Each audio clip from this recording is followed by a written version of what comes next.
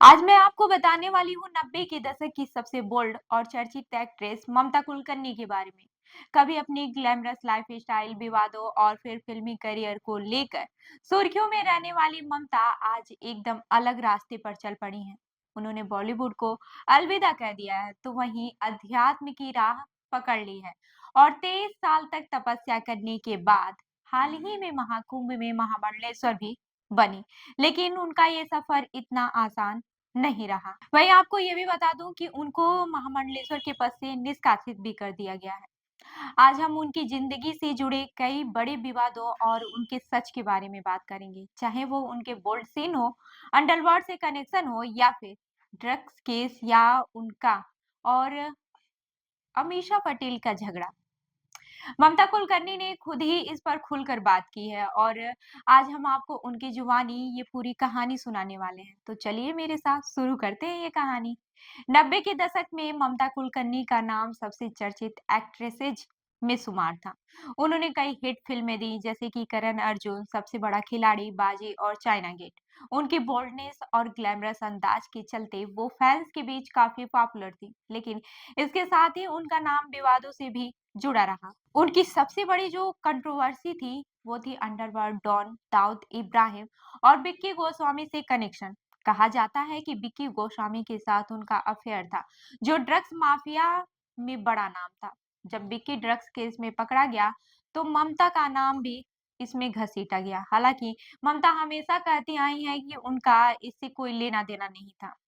वहीं अब आते हैं उस घटना पर जो 90 के दशक में काफी सुर्खियों में रही, ममता कुलकर्णी और अमीषा पटेल का झगड़ा। हाल ही में ममता ने इस पर खुलकर बात की और पूरा सच बताया। ममता के मुताबिक ये सब तब हुआ जब वो कुछ दूसरी मॉडल्स एक विज्ञापन की शूटिंग के लिए विदेश गए थे। शूटिंग के बाद से रात के खाने के का जो है बुफे लगा था, जिसमें सिर्फ एक नॉनवेज डिश रखी थी। ममता ने प्लेट में वो डिश ले ली, लेकिन जब खाने लगी तो मांस बहुत सख्त था और चबाया नहीं जा रहा था। उन्होंने वहां मौजूद एक शख्स से पूछा कि ये क्या है, तो पता चला कि ये हिरन का मांस है। वहीं ममता को ये सुनकर बड़ी अजीब लगा और उन्होंने सिर्फ इतना कहा, अगली बार से लेबल लगाकर रखना चाहिए ताकि लोगों को पता रहे कि वो क्या खा रहे हैं। बस इतने में ही पास खड़ी अमीषा पटेल बोल पड़ी, हीरोइन के कितने नखरे होते हैं, हर बात का बतंगड़ बना देती हैं। ममता को यह बात बिल्कुल पसंद नहीं आई कि वो कोई बिना मतलब के उनके मामले में टांग अड़ाए। उन्होंने गुस्से में अमीषा पटेल को घूर कर देखा, लेकिन उनकी सेक्रेटरी से रहा नहीं गया। उसने अमीषा से कह दिया, तुम हो कौन बीच में बोलने वाली।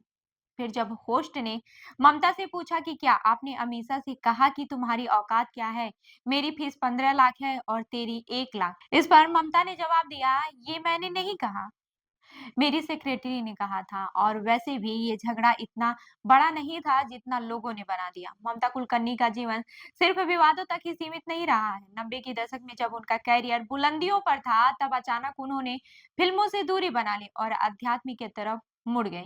उन्होंने खुद बताया कि पिछले 23 सालों से उन्होंने एक भी एडल्ट फिल्म नहीं देखी और उन्होंने पूरी तरह से ब्रह्मचर्य का पालन किया। वो अपनी तपस्या में लीन रही और अब उनकी पूरी जिंदगी अध्यात्म को समर्पित हो चुकी है। वहीं 2025 के महाकुंभ के दौरान ममता कुलकर्णी को किन्नर अखाड़े की ओर से महामंडलेश्वर बनाया गया।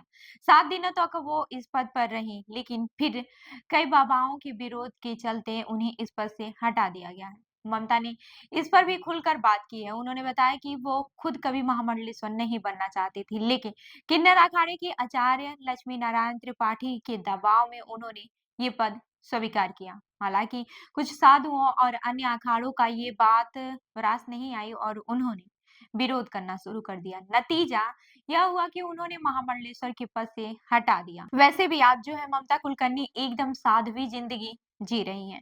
वो खुद को पूरी तरह से अध्यात्म के रंग में रंग चुकी हैं और बॉलीवुड से उनका कोई लेना देना नहीं रहा। उन्होंने यह साफ कहा है कि अब वो पुराने विवादों को पीछे छोड़कर सिर्फ अध्यात्म की राह पर चल रही हैं और अपनी तपस्या में खुश हैं। तो ये थी ममता कुलकर्णी की कहानी, एक सुपर स्टार से लेकर विवादों तक और फिर अध्यात्म तक का सफर। उन्होंने फिल्म में खूब नाम कमाया, कई विवादों में रही, फिर अंडरवर्ल्ड से कनेक्शन और ड्रग्स केस में भी उनका नाम आया, लेकिन इसके बाद भी उन्होंने सब कुछ छोड़कर अध्यात्म का रास्ता चुन लिया और वो अब एक अलग ही दुनिया में है। वैसे भी वो तो फ़िल्म करती ही हैं, लेकिन उनकी ज़िंदगी भी किसी फ़िल्म से कम नहीं है। बॉलीवुड की ग्लैमरस लाइफ़ से लेकर साध्वी बनने तक उन्होंने हर पड़ाव को जिया है। तो आपको क्या लगता है, क्या ममता कुलकर्णी का ये फैसला सही था या फिर उन्हें बॉलीवुड में वापस आना चाहिए? अपनी राय हमें कमेंट करके ज़रूर बताएँ। और आपको ये वीडियो पसंद आई हो तो इसे लाइक, शेयर और सब्सक्राइब करना मत भूलें। मिलते हैं अगली वीडियो में, तब तक के लिए राम राम।